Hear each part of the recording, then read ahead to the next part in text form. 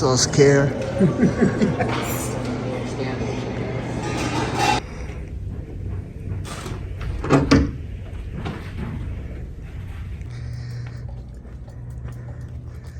계속 찾아다니고 있는데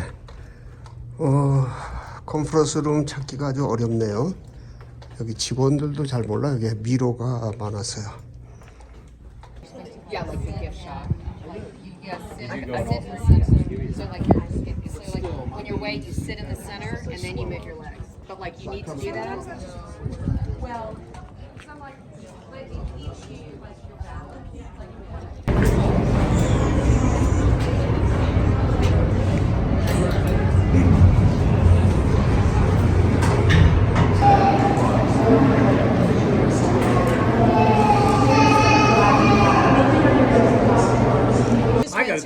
I gotta think another. Like maybe 3 weeks ago? Yeah. She loved it. I was at Glacier National Park 2.5 months ago. Used to be 2 times a year average, sometimes 4 times. I'm from New York City. So I'm always a travel. You have a good amount of weight on your head. Yeah. Only in the United States? Mexico and Canada too. Oh, wow.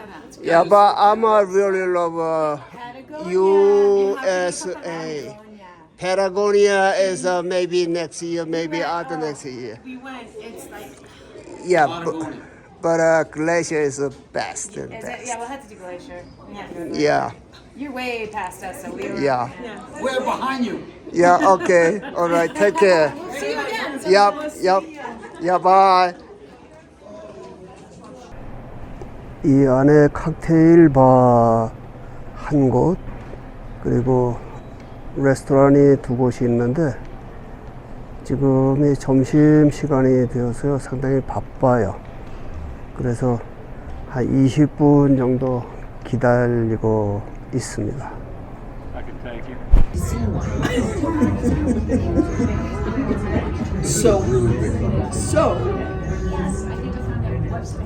Now here's another population line there.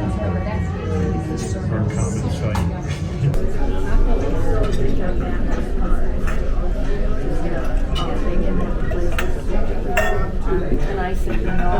컨퍼런스 룸이에요. 그런데 지금은 또 행사가 없으니까 다 치워놨습니다. 행사가 있을 때마다 인원수에 맞게 그렇게 셋업을 하는 그러한 장소인데요. 이 자리가 지난 8월 26일서부터 3일 동안 전 세계 선진국의 모든 그 중앙은행장들이 모여서 여기에서 그 세미나를 하던 심포지움을 한 그 장소입니다. 한국은행 총재 그분도 여기에 초대를 받아서요. 나의 뒷자리에 있었던 그 연단에서 그 스피치를 한 또 그러한 일도 있었습니다. 미국 연방준비이사회에서 주최를 해서요. 전 세계에서 모여든 그 수많은 그 금융가들이 이 자리에서 회합을 하면서 결론적으로는 미국 연방준비제도이사회에서 금리를 계속 지속적으로 올려가겠다. 그렇게 한 바람에 한국의 그 원화가 가치가 떨어지고 달러 강세가 이루어진 이제 그러한 그 일 때문에 한국 경제가 상당히 좀 타격이 있다 이렇게 이제 생각도 되지만 반대로 생각을 하면요 또 외국에 진출해 있는 그러한 글로벌 기업들 한국 말하는 거예요. 삼성, 현대, SK 뭐 그러한 이제 회사들에게는 또 득이 되는 그러한 수도 있는 것입니다. 그래서 그 문제는 제가 밖에서 쉽게 설명을 드리도록 하겠습니다.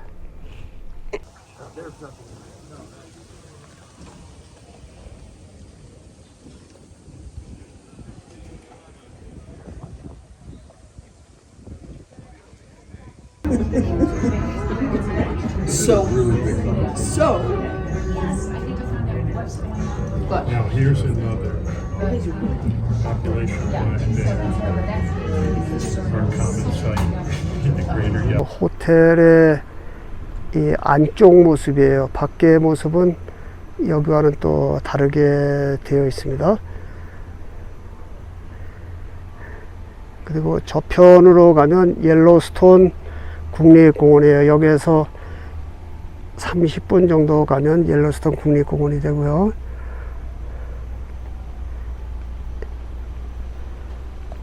저편에는 그랜드 티톤 국립공원입니다.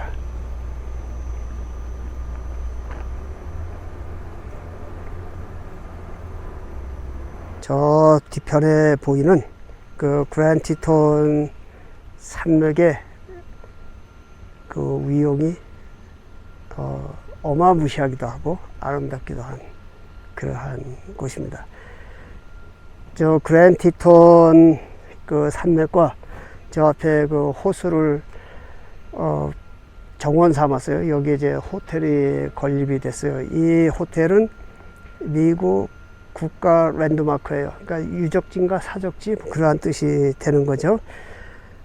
지난달에 이곳에서 전 세계의 그 국책은행 총수들이 모이고요. 미국 연방준비제도 이사회에서 주최를 해서 여기서 이제 그 포럼을 했어요. 대한민국의 그 금융 총수도 이 자리에 초빙이 되어서 그분도 여기에서 그 스피치를 한 것으로 제가 들어서 알고 있습니다. 여기에 오는 세계 금융 총수들은 거의 다 선진국의 그 총수들만 오는 거예요. 그래서 대한민국이 선진화 대열에 이미 올라가서 강력한 그 경제국이 되었기 때문에 그분도 그 초대를 받아서 여기에서 그 결정권을 행사한 이제 그런 것으로 볼 수가 있는 거죠. 미국 연방준비제도 이사회에서 주최를 했지만 그 사람들이 여기에 모여서 회합을 하고 미국의 금리를 인상시켜서 향후 앞으로 얼마 동안은 미국의 물가가 안정화될 때까지 우리가 금리를 올려야 되겠다고 하는 것을 이해시키기 위한 그러한 모임으로 생각을 하시면 되는 거죠. 그래서 미국의 금리를 인상함으로 해서 얻어지는 것이 두 가지가 있습니다. 하나는 금리가 현재 달러화 강세로 인해서요. 달러화가 전에보다 한 20에서 25% 정도 강세가 됐어요. 그리고 상대적으로 원하는 가치가 그만큼 또 추락을 한 거예요. 그래서 그 한국에서 만약에 미국의 그 공산품들을 원자재를 수입을 하려면 작년 가을보다는 20에서 25% 정도 비싸게 사가야 되는 거예요. 그리고 미국은 외국에서 물건을 수입을 해올 때 20%에서 25% 정도 우리가 싸게 사와서 그리고 그것을 국민들에게 분배를 해 가면서 그 물가가 현재 2년 전보다 30%에서 약 40% 정도 오른 지금 아주 엄청난 그러한 그 변화가 있기 때문에 그 물가를 잡기 위해서 고금리를 채택을 해서 향후 안정화될 때까지 가겠다고 하는 것이 여기에서 모인 그 회담의 또 결정 발표의 그 요지가 그것입니다. 그래서 한국은 내년 한 3월 달 정도까지는 조금 어려운 상태가 이제 계속 되는 거예요. 왜냐하면 미국은 자국 경제 우선주의의 국가이기 때문에 미국은 또 기축통화를 발행하는 유일한 나라잖아요. 전 세계에서 공용화폐로 사용하는 달러를 발행하는 나라이기 때문에 그러한 결정을 내릴 수가 있는 것이죠. 그래서 한국은 손해는 되지만 또 한국의 삼성, 현대, SK, 한화 같은 그러한 글로벌 대기업들이 선방을 해서요. 한국 경제에 또 반대로 상당히 외국에서도 이익을 많이 가져오는 부분이 있습니다. 그래서 한국 자체적으로는 미국에 더 많은 돈을 지불해야 되지만 또 세계 전체적으로 보면 그 삼성 제품이나 그러한 그 대기업의 그 생산품들이 더욱 비싼 값에 팔려나가는 이제 그러한 이익도 있는 것이에요. 그래서 이익 반 손해 반 이렇게 이해를 하시면 되는 거죠. 그래서 이 문제가 뭐 어디 언론에 나와 있는 것은 아닌데요. 제가 잠시 추산을 해봤었습니다. 그래서 이게 어느 정도까지 갈 것인가, 그 고금리 현상이. 그래서 내년 3월 정도가 되면 지금부터 약 6개월 정도 후에는 이게 이제 안정화되어서요, 거의 2년 전에 그 상태로 되돌아간다, 이제 그런 말씀이죠. 한국의 그 1달러 대비 그 원화 가치가 지금 1,400원대를 막 지나 넘어갔는데, 그것이 다시 200원 정도 내려와서 원화가 가치가 올라가고 달러는 가치를 의도적으로 추락시키는 이제 그러한 일이 내년 3월 정도에 일어날 것이다, 이제 이렇게 보는 것이죠. 그리고 미국의 경제를 알지 못하는 이제 수많은 한국 분들이 어떠한 말씀들을 하시냐면, 미국은 빚이 너무 많아서 미국이 망해가는 나라다, 파산하는 나라다, 이렇게 말씀하시는 분들이 있어요. 그것은 미국의 경제 구조를 모르니까 그러한 얘기를 하는 거예요. 언론쟁이들이 그냥 마구 갈겨대는, 떠벌려대는 그것만 듣고 미국을 망해가는 나라다, 그렇게 생각을 한다, 이제 그렇게 이해를 하시면 되는 거죠. 미국은 재무 구조가 이렇게 되어 있습니다. 행정부가, 지금은 조 바이든 행정부예요. 행정부가 예산이 얼마가 필요하다, 추가 예산이 얼마가 필요하다고 하면 그것을 의회에 제시를 하는 거예요. 그러면 상하원에서 그것을 심사를 해서 예산을 축소시키든지, 이건 좀 더 줘야 되겠다, 그래서 예산을 더 업그레이드 시켜서 애드해서 그렇게 결정을 내려줍니다. 그러면 연방준비제도 이사회에 너네가 돈을 얼마를 발행을 해서 행정부 그 재무부에 입금을 시켜라, 이렇게 하는 거예요. 한국은 재무부 산하에 조폐국이 있어서 행정부 의회에서 결정을 하면 조폐국에서 이제 돈을 발행하는 것이지만, 미국은 연방준비제도 이사회 별도, 의회 별도, 행정부 별도, 서로 이제 견제하는 이제 그러한 세력으로 된 제도라, 이렇게 이제 이해를 하시면 되는 거죠. 그래서 지금부터 119년 전에 연방준비제도 이사회가 설립이 되어서 행정부나 의회가 제 맘대로 돈을 쓰지 못하게 여기서 별도로 돈을 관리하는 거예요. 그래서 동전은 재무부에서 발행을 하게끔 그렇게 법제화가 되어 있고, 종이돈, 목화를 종이로 만들어서 거기에 인쇄를 해서 발행을 하는 종이돈은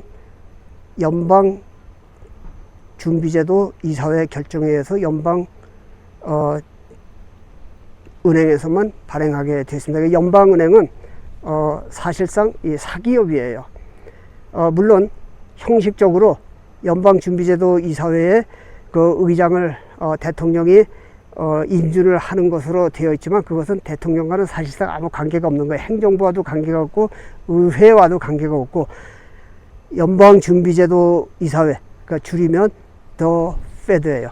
더 페드는 페드대로만 존재를 하고 미국의 경제, 모든 경제를 쥐락펴락하는, 또 안정화시켜가는, 지금과 같은 경우에 미국 경제 우선 원칙에 의해서 세계 경제인들을 다 불러 모아서 이러한 것을 이해시키고 결정을 하는 이제 그러한 일을 하는 것은 의회 행정부가 아니라 미국 연방준비제도 이사회다, 이렇게 이해를 하시면 되는 거예요. 그리고 연방준비제도 이사회에서 돈을 발행을 해서 그 재무부로 넘겨줄 때는요, 100만 달러를 예를 들어서 주면 미국 행정부에서 100만 달러에 대한 국채를 종이로 발행받아서 그것을 보관하고 있는 거예요. 우리가 너에게 이만큼 돈을 줬고 너희는 우리에게 돈을 빌려간 그 채권을 줘야 된다, 이제 이러한 그 규정이 있는 거예요.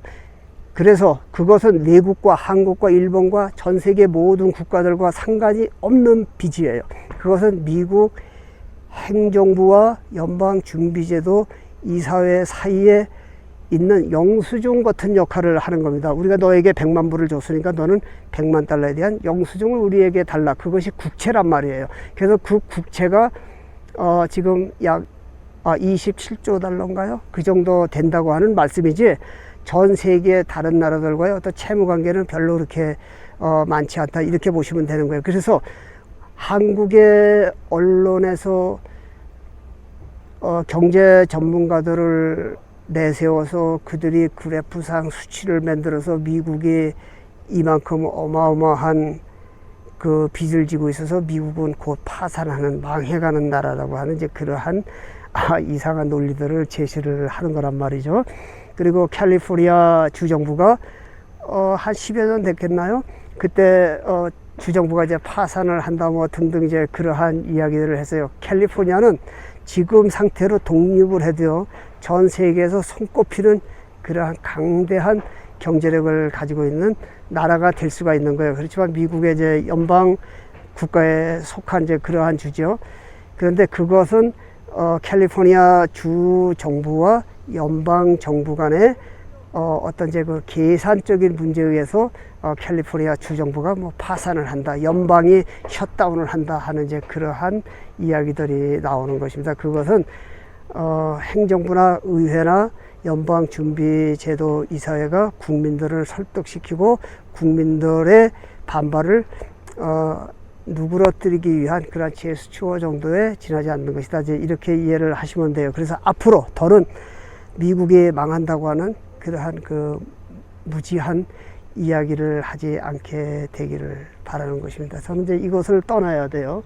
카메라 렌즈가 어제 그 삼각대가 바람에 쓰러지면서 카메라 렌즈가 부서졌어요. 그래서 지금 이 상태로 그냥 하고는 있는데, 또 아마존에서 주문해서 아이다호 폴스로 가서 거기서 이제 픽업을 해서 사용을 해야 됩니다. 제가 두서없는 그러한 이야기를 했지만 잘 이제 명심을 하셔서요.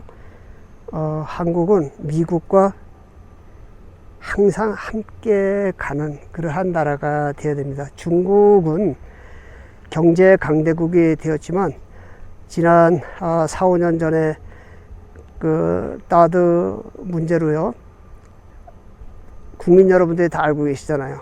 한국을 배척하고 하는 이제 그러한 것들은 그들의 국민성이 상당히 낮아요. 교육열도 낮고 공산 사회주의 국가의 그 사상이 있기 때문에 그 사람들이 물리적으로 한국을 자꾸 억압을 하는 이제 그러한 나라인 것이고요. 미국은 그러한 나라가 아니에요. 미국은 한국을 어떻게 하면 도와주려고 하고 계속 그러한 그 행동을 하는 나라인 것이 중국과 다른 겁니다.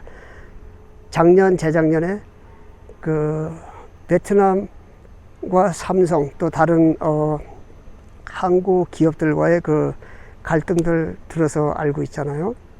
삼성이 그 베트남에서 기업을 철수하는 이제 그러한 문제들은 삼성의 문제가 아니라 그 베트남의 정치 관료들, 국민성들이 억압되고 그 폐쇄된 그러한 공산주의 체제에서 살았었기 때문에 그 사람들이 그 프레임을 벗어나지 못하는 거예요. 그래서 공산 국가, 사회주의 국가 제도에서 있었던 사람들과는 대화가 잘 되지가 않습니다. 왜냐하면 그 사람들은 세례를 당한 상태로 계속 대물림을 해왔기 때문에 그런 것이에요. 그래서 중국이나 그 외에 다른 그 동구권 국가들 우리가 상당히 조심을 해야 되고요. 항상 미국과 보조를 맞춰서 우리가 약간 좀 따라가는 이제 그러한 형국이 되기는 하겠습니다만, 미국과 같이 가면 패망이 없다, 이렇게 이해를 하시면 되겠습니다. 어제 이곳에서 어떤 분이 말을 걸어오길래요, 대화가 시작이 되었습니다. 그래서 서로 이제 인사를 나누고 얘기를 나누다 보니까 그분이 워싱턴 DC에서 그 금융가로 활동하시는 분이에요. 그래서 저는 이제 뭐 여행만 다니고 원래 직업은 조각가고 한 이제 그런 것이죠. 그래서 그분과 오랫동안 이야기를 나눴어요. 그래서 제가 인터뷰를 하려고 했는데 그렇게 하면 연방준비제도 이사회, 행정부, 국회 자기 사이에 문제가 생긴다는 거예요. 그래서 사담으로만 그렇게 이야기를 나누게 되었는데요.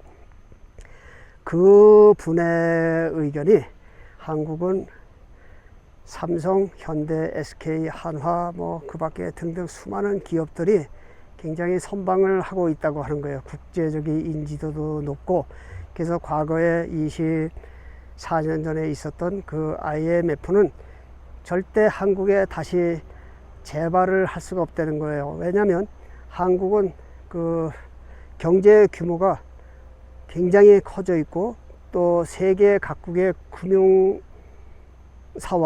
또 주식 투자가 그러한 모든 것들이 다 연계가 되어 있기 때문에, 또 한국의 기업들에서 또 외국에 투자한 그러한 것들이 서로 많은 거예요. 그러니까 서로 얽히고 설킨 그러한 관계가 한국을 만약에 IMF 사태처럼 그렇게 비화를 시켜가면 세계 모든 금융자본들이 손해가 나기 때문에 절대 그럴 일은 없다는 것이죠. 한국은 굉장히 건실한 경제 구조를 가지고 있는 나라다.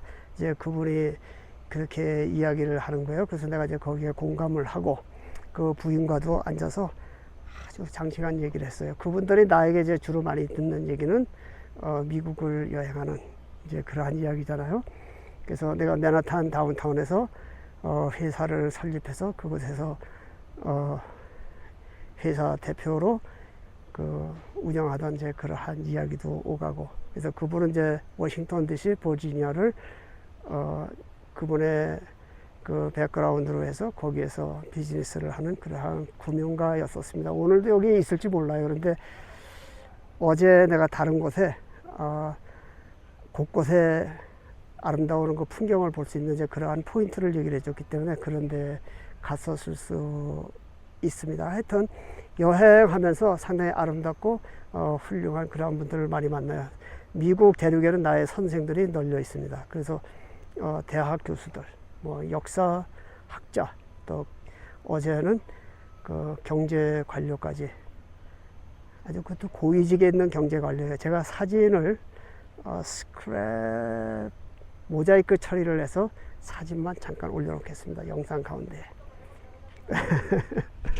We manage money. 와우.